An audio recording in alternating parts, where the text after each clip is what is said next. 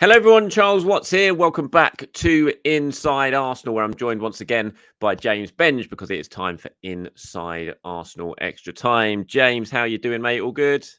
I'm great. April the 11th, here we are. Who would have thought we would have made it?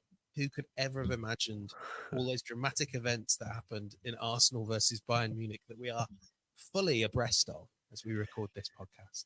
Yes. So, slight disclaimer here, people. What James is getting at in James's own unique humour is that we are pre-recording this show. It is, in fact, April the 4th. We have, in fact, just finished last week's Inside Arsenal Extra Time.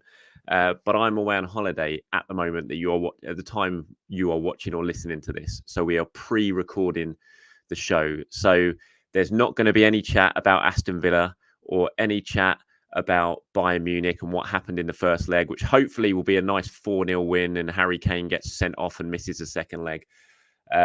But because we're pre-recording, that is all very much in the future. So we have no idea what is happening. So you're not going to get any sort of topical debate of what's happened in the last week or so at Arsenal. This is a bit of a special Inside Arsenal Extra Time because of circumstances. And we're going to do it purely. He's on the Centre Park Rapids. I am currently, yes, probably chasing my son and my daughter down the rapids at Elvenham Forest Centre Parks as we speak. So we're going to do a bit of a special. We're going to base it around the player of the season. We're about at that stage of the season now where we can talk about player of the season. I mean, the voting's already taken place for the main awards. So myself and James are going to be debating who our Arsenal player of the season is going to be. Obviously, you never know. Things might happen in the next 6 weeks that might change it. So this could be an episode that we revisit a little bit later on down the line. But we are going to sort of go over some of the contenders. We're going to talk about maybe our top 3 or 5 contenders. And then at the end, we're both going to name who our Arsenal player of the season is and see who is right. I'm pretty sure it will be me. But we shall wait and see. So, I mean, this is a slightly weird one, James, as we are not talking about anything about in terms of what's actually happened with Arsenal. But I imagine in this conversation, the sort of contenders that we're both going to have are going to be pretty similar. There might be the odd one, which the other person won't have. But let's start, shall we? Yeah, I think I'll hand over to you in terms of where we're going to start with. So who would your, I don't know, 3 or 5 contenders for the Arsenal player of the season be based on what you've seen so far this season? And don't tell me don't name who your number one choice is. Yeah. We'll, don't put it in any sort of order. We'll say that at the end. I've got I mean, I think there are some obvious names that maybe we can even just sort of park momentarily, because we will want to speak about them. I feel like maybe there's a sort of pool of about 7 that if someone said that name to me, I would say, okay, I think you've got a reasonable view there. And one that I don't think would be my player of the year, but that I did want to shout out, sort of, if I had a sort of ballot like they have in like American sport where you put your top 5, he would be right on the cusp of the ballot. And that would be David Raya, who we haven't spoken about in weeks, months. And that is always a good thing in a goalkeeper. Arsenal don't.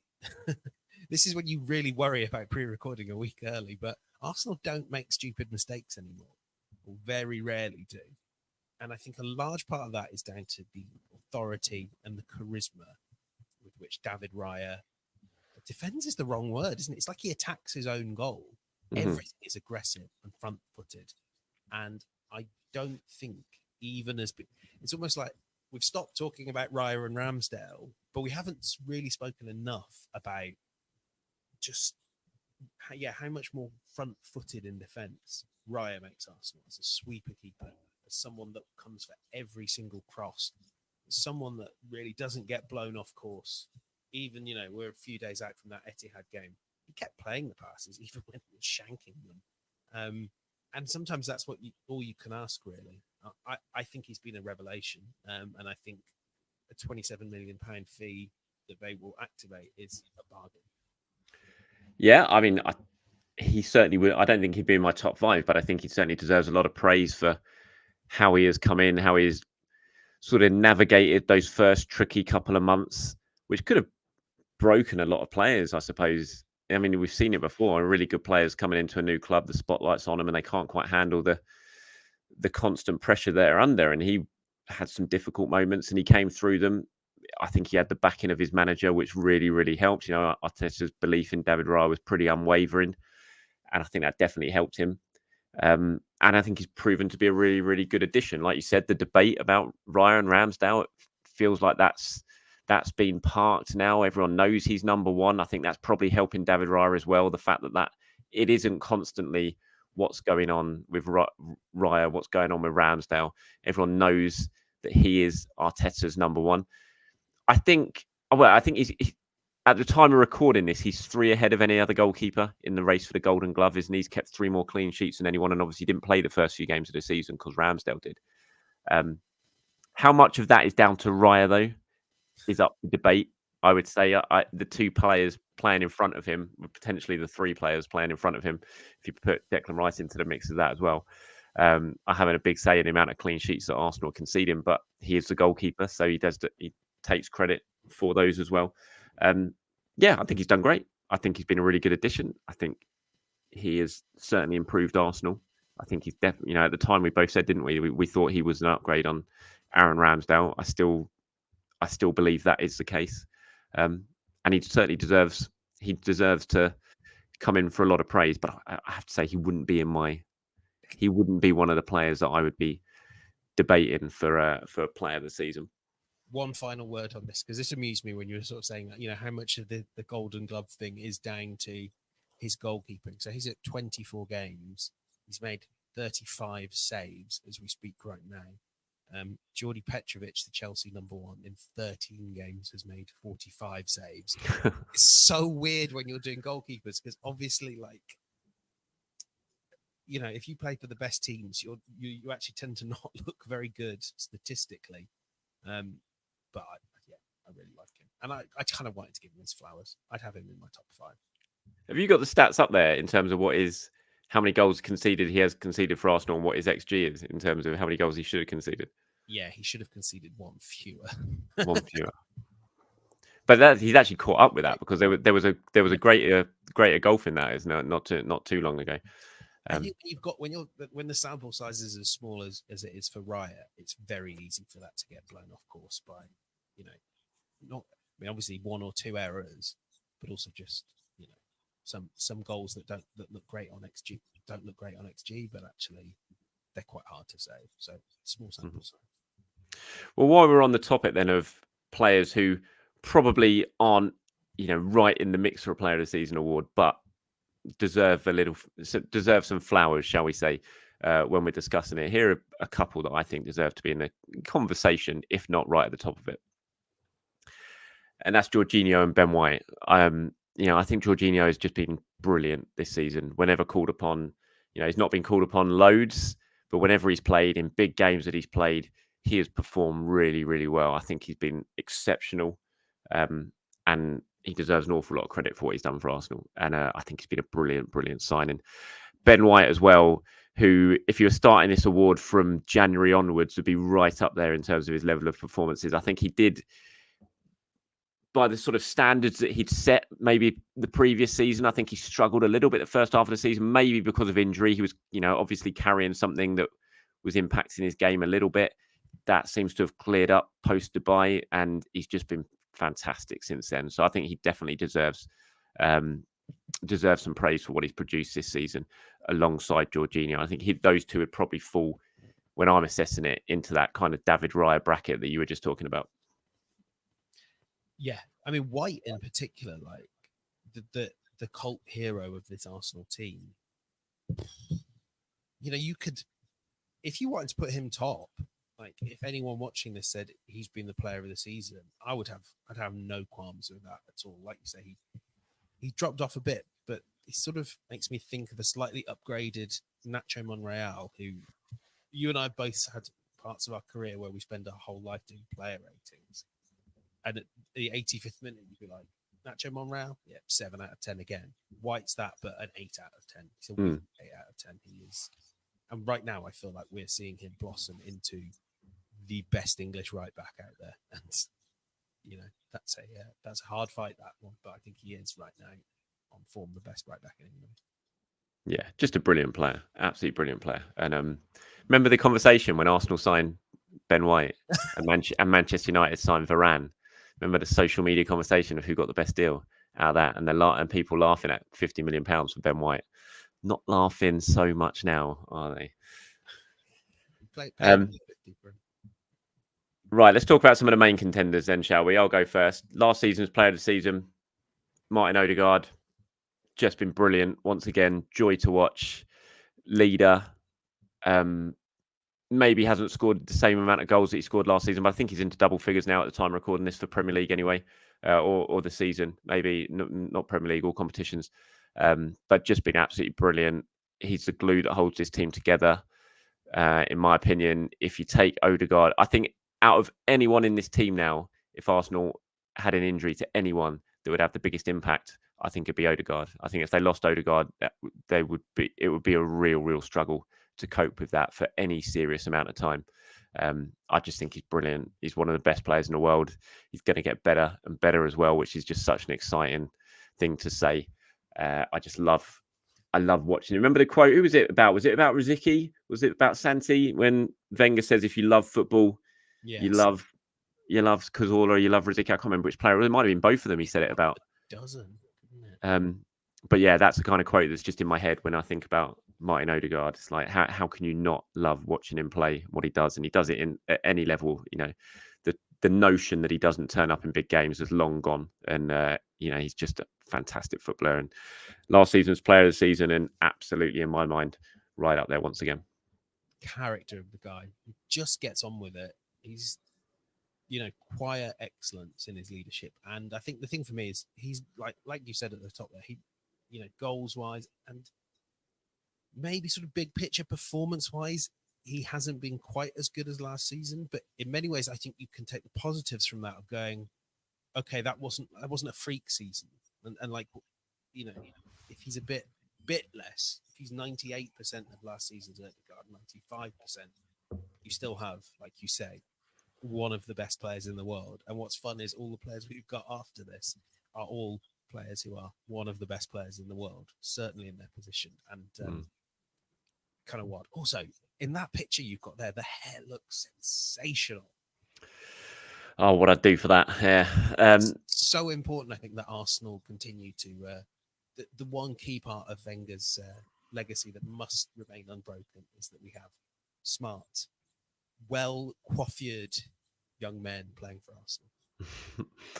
I don't even think his performance levels have dipped from last season. I think he's maintained those levels. I think his goal level has dipped. I'm not overly surprised at that because he was just so clinical last season from those shots just from outside the box.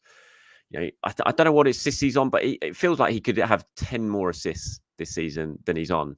So many big chances feels like haven't been taken from his passes, and I think the pressing he does is just. I get tired watching Martin Odegaard. I can't even imagine what he must feel like after games. The running he does and the example he sets with leading the press. It's just a remarkable engine on him. It really, really is.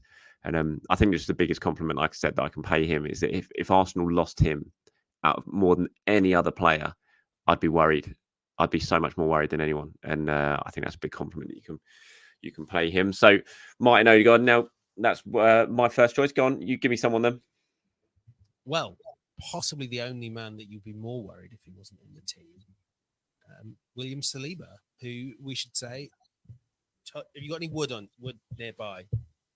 Touch it. 30 games played, 2,700 minutes of football in the Premier League. He has not missed a minute. And without him, Arsenal don't miss a beat. I think kind of when I've kind of got towards the highest echelons, I've ended up doing this really harsh thing where I'm like, oh yeah, but Saliba and Odegaard were sensational last season. And maybe the players that just take player of the season for me, and this is all, in your own eyes, are the ones that have maybe taken a bit of a leap. Saliba hasn't taken a leap, but he didn't need to. And the joy is, we were coming into this season wondering if his fitness would hold. Would that issue with the back flare up again? Not an inch of it. I don't think he's made a mistake all year. Well, one or two. And at such a young age, he just has an aura. He is the one, I think, when the opposition stand in the tunnel, that they will see him and they'll see how tall he is and they know how quick he is. And they think, good God, how are we ever going to score a goal against this guy? He's also become, I haven't got the numbers in front of me, but I'm certain his touches, his passes, all those things will have shot up. You know, in the back three as it's set up this year, he's been at the centre of the back three. He's also kind of been a one-man right flank defensively when Ben White has inverted. Arteta has asked a lot of Saliba, and in every way, Saliba has delivered with maturity and with composure. And if it weren't for so many other players in this squad, you'd say future Arsenal captain. I hope he's around for his career. I love that he seems to have fallen deeply in love with this club as well. That's it. I can't say much more. I could say loads more, but he is just world class. I don't really think there's anything more I can add to it. I think you're absolutely bang on. Everything you said is correct. He's been brilliant once again. I think you're right. Sort of going into this season, given how last season ended, given that back injury, like, was that going to impact him? Was he going to be able to maintain the level that we saw last season? Was last season going to prove to be, the sort of highest level we can reach? And then sometimes you see these talented young, reach that level from a certain age and then struggle to maintain it. But, all the question marks just answered like that. He's just been absolutely brilliant. And the word sort of generational talent gets thrown around a lot in modern day football, doesn't it? But he is absolutely that. And so just got a bit of feedback on the microphone there. And yeah, he's just been fantastic. And you sort of look at the performance level recently. We saw Arsenal go up to Manchester City, that 0-0 draw, and he was just, after a little bit of a nervy start, I thought in that game he was just brilliant. He got man of the match. I actually gave man of the match to Gabriel, but the two of them together. And I think when you sort of talk about Saliba, don't you? You kind of have to talk about them as a pair because they just come together. They work together so well. The stats prove it. The numbers prove it. They're just so hard to get past, and it's just an absolute centre-back pairing that, for the ages, really, it's going to go down. Hopefully, going to go down alongside some of the legendary centre-back pairings Arsenal have had. And you talk about Saliba, but you've got to talk about Gabriel as well in the same breath. He's just been fantastic this season for me. Gabriel, absolute leader, warrior on the pitch. I loved his battle with Haaland at the Etihad. It was just so entertaining to watch. And a lot of people talked about the sort of how that game was pretty boring for the neutral, but sitting there watching Haaland versus Gabriel for 90 minutes was just brilliant. And you could see Gabriel reveled in it. He wanted to win that duel. He did win that duel. He took lots of joy out of it. Can do it in his box, obviously, can do it in the other box. Absolute goal threat, scores goals. Causes chaos when he attacks set pieces, and yeah, just a brilliant player. And it just seems so mad at the start of the season he wasn't in this starting 11, doesn't it? It's really, you look at what's gone on since then, and it just makes that sort of 4-week period at the start of the season even more crazy than it was at the time. I think we all know the kind of, certainly some of the reasons behind that with the interest from Saudi Arabia. But yeah, what a player! What a brilliant signing he has been. This guy's the Arsenal story of the last few years in microcosm. A really promising footballer, a triumph of recruitment by Mikel Arteta and Edu, one of their first great swings and huge swing and sending it flying for 6.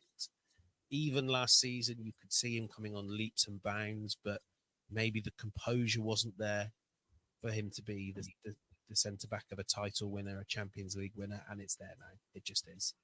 And like you say, a bully at set pieces at both ends, a bully in open play, but has developed this composure that at 26, we should say, a lot of centre-backs are still finding their game. And I think Gabriel has found his. He came very close to being the one I was going to pick the player of the year. Very close. In another world, Gabriel was playing for Everton. Can you imagine that? He had a medical. Can you imagine Gabriel as an Everton player? I remember when Spurs took that late pop at Saliba as well. Yeah, true. Very true. Very true. Dark times that would be. So I would say we're both going to have this man in the conversation once again. You know, no stranger to winning the Arsenal Player of the Season award, Bukayo Saka. You look at sort of open this up a little bit to who's going to win the Premier League Player of the Season, and the voting's already going on for that. Phil Foden's going to be right in the mix for that award, I think, at the end of this season. I think Pep's already said, Pep named him as the best player in the league this season, didn't he? Or a few weeks ago. You know, Foden, he's got another hat-trick to his name at the time of recording this yesterday, but at the time of watching this, obviously last week when he scored the hat-trick against Aston Villa. I'm looking at the stats here for this season for Foden and for Saka. You got Foden goals 14, Saka 13, assists for Foden 7, assists for Saka 8, chances created Foden 59, chances created Saka 67, tackles made Foden 27, tackles made Saka 53. Take on success, Foden's just shades it 50% to 46%. Ball recoveries, Saka's ahead. Touches in the opposition box, Saka's miles ahead. So Phil Foden is in the running and a real favourite to win Premier League Footballer of the Year. Why is Saka not really being considered for that this season? In a season that I think we all probably think he hasn't quite hit the heights that we've come to expect from Bukayo Saka. Because maybe because those of us who kind of cleave more towards the Arsenal side of the narrative would possibly put another Arsenal player higher in the mix. But yeah, I think Phil Foden's wonderful. I don't think he's been the best player in the league, and I don't necessarily think he's far ahead of Saka. A lot of the time, of course, this wasn't true for the Villa game where he scored a hat-trick, but a lot of the time, Foden is the second or third man sweeping in with a killer blow, or he's the one scoring the third goal in the 4-0 win. I don't want anything I say here to be sort of taken as like I don't think Phil Foden is very good. I think Phil Foden's wonderful. If he wins the Player of the Year, fair play. It wouldn't be my vote, but you only get to vote for one. And you wouldn't, I don't think it would be an outrage, but I think Arsenal rely on Saka more than City rely on Foden. And I think if you took Phil Foden out of the City team, results would not really change in a meaningful way. If you took Saka out, dependent on the opposition, they could very significantly. How do you assess Saka's season then? Yeah, like you say, not perfect. Not like it feels like the first season where he's plateaued, but that's fine because he's plateaued as one of the best young footballers in the world. One of the 16 goals in all comps for Arsenal this season, Saka, and we're in time recording this start of April. Still feel like we're not seeing the best of him. I think all of that can be true, and then you say all that, and then you stop and you realize that this shows you how special this guy is, and the fact that he belongs among the very best in the world. I thought he was a bit off early in the season, came back too soon from injury, kind of as we speak, another injury. So it's been probably the first season where he's had a few setbacks and knockbacks, and in all that time, he's still just sensational. Yeah. I definitely don't think he's been at his best this season, but I think it's a real positive sign that we're saying that, and he's still scored 16 goals. And, I think he's into double figures of assists as well in all competitions as well. I think the way he's adapted to the Champions League as well has been really good to see. First season in the Champions League, first step up for him in that competition, and he's just looked perfectly at home in it, scored some really big goals for Arsenal. So, yeah, I think by his own standards, maybe slightly lower threshold this season than we've seen before, but still been a really, really good, strong season for a player like you say, who is Arsenal was so reliant on, who turned to so much to make something happen when they need something happen. For a young player to sort of carry that burden on his shoulders and do it so consistently over the last sort of 2-3 seasons deserves a lot of credit. And who knows if Arsenal go on and win something in the next 6 weeks, you would not bet against it being Bukayo Saka who does it for them in those big moments, in those big games. And I think that says all that needs to be said really about him. Right, there's one player we haven't spoken about yet who I'm pretty sure we're both going to have right up there. Arsenal's £105 million bargain, Declan Rice. I'll hand it over to you to talk about Sir Declan. Yeah. What can you say? Attitude, versatility, intelligence. He has a centre back's reading of the game. He has character, class, swagger, leadership. I neither of us doubted that Declan Rice would be a success at Arsenal for a minute. I could never have imagined he would be this good this quickly, and I could never. I can't imagine how Arsenal were successful without him. If it isn't for the pesky presence of Rodri as perhaps the best player in the world, Rice would be the best player in his position as a 6 and as an 8. You know what, as well, it's the little things that matter. He's come in and he's fully bought into the culture. He's understood how he can be a leader without necessarily having to wear the armband, although clearly he wants to wear the armband. Did you see those quotes a few weeks ago? Where Yeah, I did. Should anything happen to Odegaard? It's the sort of thing you say when you're like attaching a silencer to a gun, isn't it? And yeah, his ability to deliver in the big moments. That goal against Manchester United, which I think is where this picture's from. The goal against Luton. Yeah, sensational. 105 million pounds is a steal. And how many more years of Declan Rice do Arsenal have? It's incredible. Yeah, I'm with you. I didn't expect him to be this good. I knew he was going to be great. I knew it was a sort of transformational signing from Arsenal. Arguably, I said it at the time, it was if they got it over the line, it would be their biggest, the most important deal than since Sol Campbell in terms of what it meant. And I knew he was going to be great, but I've been blown away by Declan Rice this season. I just think he's been fantastic. He's got so many levels to his game that I didn't realise he had. Like you said, the way he's adapted to playing as an 8 as well. The goals he's scored, the assists he's got, the set piece delivery, the leadership. He must be so horrible to play against. I mean, literally must do opposition players' heads in. He's like, I mentioned one time, I remember it was like that annoying player that I used to play with at 5-a-side every now and again. You'd come up against and you'd think, I hate him. I can't get a ball past him. And so you go to the other side of the pitch just to get away from him. You get the ball and suddenly he's there nicking it away from you again. I've just left you behind 20 yards away. How have you got back and got back there? He's just everywhere on a pitch. He makes Arsenal better. Yeah, he's just been absolutely brilliant. I mean, it sounds stupid saying labeling a £105 million footballer a bargain, but he is worth every single penny and more that Arsenal have paid for him. And if they do go on to win the title this season or the Champions League this season, if they do go on to win it over the next couple of years, Declan Rice will be so integral to that success. And you can understand why Mikel Arteta was so desperate to get him. And I'm just so thankful he didn't end up at Manchester City, because that is such a terrifying prospect for the whole of English football. Declan Rice playing at Manchester City, it would have been beyond scary. I feel like someone does need to organise a competitively run exhibition match where you can just see what Rice and Rodri would have been like.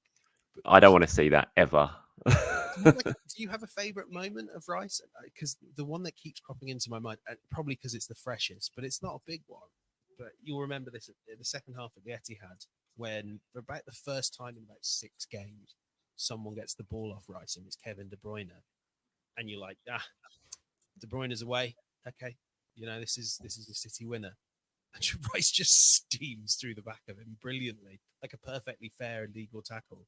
Within 5-6 yards, like you haven't almost even had a chance to process in your head the fact that you're like, okay, the inevitable City goal is coming. And Rice is like, nope, having that back. Won't be doing that again.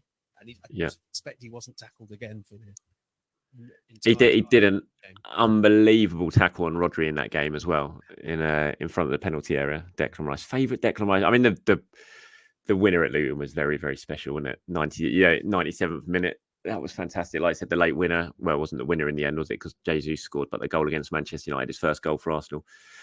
The goal at West Ham was great.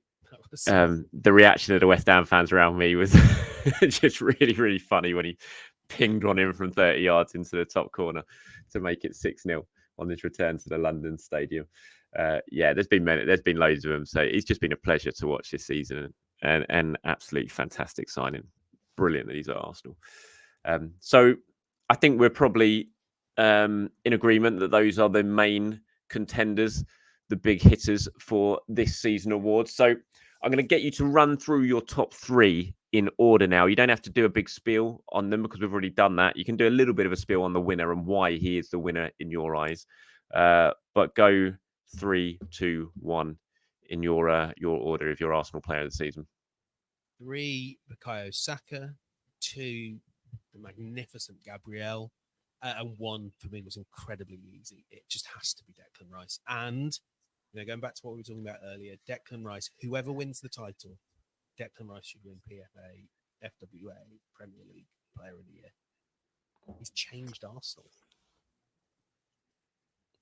Well, my number 3 is Gabriel. Number 2, Martin Odegaard. And number 1 is Declan Rice. I thought we'd probably both be in agreement when it comes to Declan Rice. Odegaard and Gabriel, it was very close. I almost went with number 2 for Gabriel. The two of them have just been so good this season. That's kind of a toss of a coin really between those two. But Declan Rice, like you said, changed Arsenal. He has absolutely changed Arsenal. He's made him into a completely different animal now. And when it comes to the big honours, although there's not much bigger honour than the Inside Arsenal Extra Time Player of the Season award, to be fair. But when it does come to the big honours, on the show now, haven't we? Yeah, that'd be nice.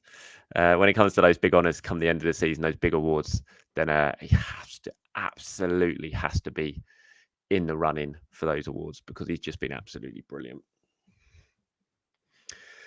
Anyone else you want to sort of throw into the mix? Anyone else deserve a little bit of praise for you this season? I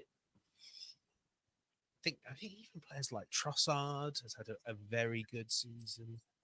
Kai Havertz, I think you'd hold the sort of early bits against him, but he's had great moments.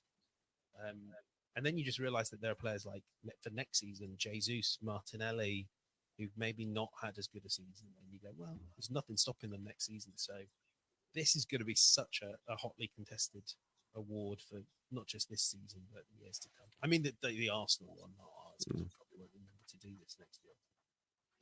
Yeah, I mean, we didn't even get to assess Euron Timber, did we? And when you look at him, he was player of pre-season, and then we didn't get to see him how he performed this season during the season. So it'll be interesting to see how he gets on next year. And yeah, it's been a great season, fun season. Hopefully, like I said, you never know. The next 6 weeks, something could change, and we might have to reassess this.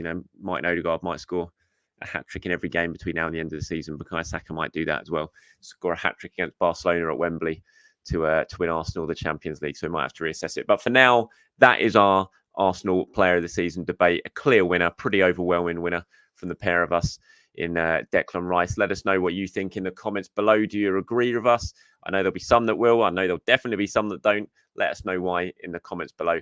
And yeah, it'd be great to get you guys involved on that as well. So once again, this was a bit of a sort of a different show this week, pre-recorded because I am away. So if you didn't catch it at the start and you're sort of joining it late, I'm sure you're not. But if you are, then that's why we've done this show today. And there's been no real conversation about what's been going on in terms of the Champions League. Looking ahead, I will be back very, very soon. So next week's show will be as normal, probably after the Bayern Munich second leg. I'm going out to Munich on the Tuesday. I'm still on there Tuesday and Wednesday. James, you're not over in Germany, are you, for that one? No, I've got some other stuff. Yeah, of course. It's wedding time, isn't it? So maybe we won't be doing it next week, actually. Yeah, we'll have to. We will do something, but and it won't be quite so pre-recorded, but hopefully our viewers might accept it if we only get sort of 20, 25 minutes while I'm dashing from one place to another. Yeah, absolutely. Okay, cool. So hopefully we'll revisit it next week. So thanks for watching, everyone. Appreciate your time as always. Be back to do it all over again next week, and I'll be doing my usual show in the morning. So keep your eyes peeled for that. Until then, speak to you soon. Bye-bye. See you soon. Bye-bye.